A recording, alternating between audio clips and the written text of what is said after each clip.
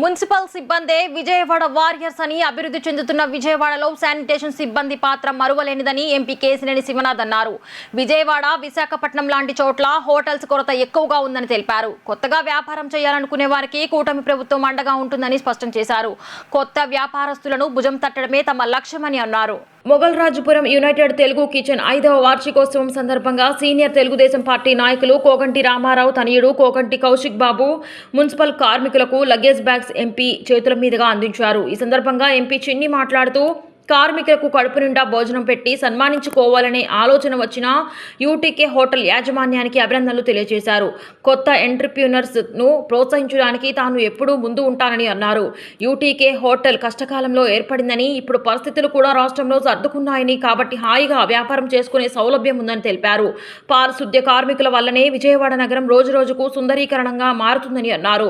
Corona లాంటి కష్ట సమయాల్లోనూ, విజయవాడ వరదల లాంటి విపత్కర పరిస్థితుల్లోనూ శానిటేషన్ సిబ్బంది చేసిన సేవలు ఎప్పటికీ మర్చిపోలేనివని పేర్కొన్నారు. దేశ విదేశాల్లో 50 బ్రాంచీలు పైనే ఉన్న యునైటెడ్ తెలుగు కిచెన్ అనేక దేశాల్లో తెలుగు వారికి రుచులు పరిచయం చేస్తుందని అన్నారు. కర్మభూమితో పాటు జన్మభూమికి సైతం మంచి చేయటం మనందరి కర్తవ్యం అని ఆయన తెలియజేశారు. అనంతరం యూటీకే వ్యవస్థాపకులు కోగంటి కౌశిక్ బాబు మాట్లాడుతూ నగరాన్ని ప్రతిరోజు శుభ్రంగా సక్రమంగా నడిపించే కార్మికులతో పాటు ప్రజాప్రతినిధులు, అధికారులు ఒకే వేదికపై భోజనం పంచుకోవటం తమకు సంతృప్తినిచ్చిందన్నారు. తమ ఈ ప్రయాణం తాము చేరుకున్న నగరాల కంటే తమతో కలిసి నిలిచిన వారే తమ గొప్ప విజయంగా భావిస్తున్నామని తెలిపారు. ఈ విందు ద్వారా నగరాన్ని ముందుకు నడిపించే వారికి కృతజ్ఞతలు తెలియజేస్తున్నామని పేర్కొన్నారు. అనంతరం యూటీకే వ్యవస్థాపకురాలు తేజీ పిన్నమనేని మాట్లాడుతూ యూటీకేలో భోజనం అనేది కేవలం రుచులకే పరిమితం కాదని, అది అనుసంధానానికి ప్రతీక అని తెలిపారు. తమ 5వ సంవత్సరంలో ప్రతి కార్యక్రమం కూడా అదే భావాన్ని ప్రతిబింబిస్తుందని పేర్కొన్నారు. యూటీకే 5వ వార్షికోత్సవ సంవత్సరంలో భాగంగా విజయవాడ, హైదరాబాద్, బెంగళూరు నగరాల్లో వివిధ సామాజిక కార్యక్రమాలు, సాంస్కృతిక వేడుకలు, ప్రత్యేక వంటకాల ప్రదర్శనలు నిర్వహించినట్లు ఆమె తెలిపారు. ఇవాళ 50th యానివర్సరీ చాలా ఆనందంగా ఉంది.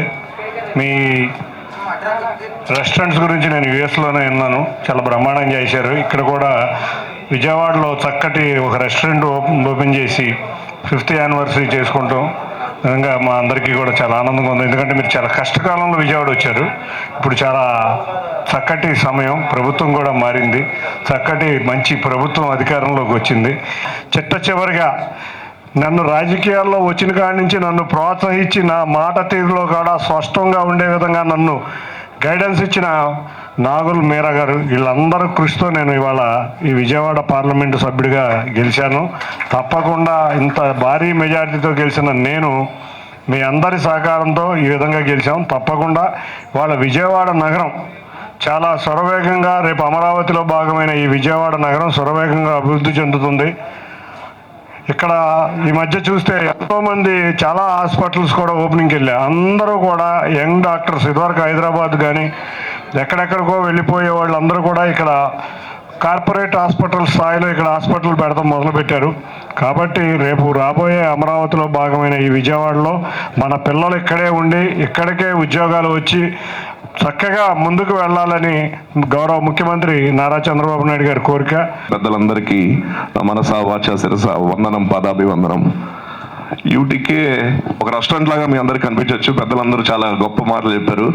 కానీ ఇది ఒక 120 మంది ప్రతిరోజు చేసే యుద్ధం. యూటీకే ప్రతిరోజు ఒక మంచి భోజనం పెట్టాలన్న మా ఆకాంక్ష.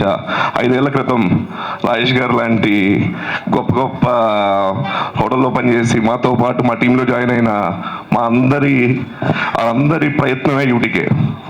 అండ్ మేము అమెరికాలో, న్యూయార్క్లో, షికాగోలో, బాస్టన్లో రెస్టారెంట్లు పెట్టిన విజయవాడ నడిబొడ్డులో మా ఊళ్ళో ఒక రెస్టారెంట్ ఉండాలన్న ఉద్దేశంతో 5 years ago తేజీ ఐడియాతో యూటీకే మొదలుపెట్టాం. కానీ మొదలుపెట్టినప్పటి నుంచి విజయవాడ మమ్మల్ని బ్రహ్మాండంగా చూసుకుంది. 5 ఏళ్ల తర్వాత మేము విజయవాడకి ఏమిద్దాం అన్న ఆలోచనతో ఫస్ట్ మాకు గుర్తొచ్చింది మీరే.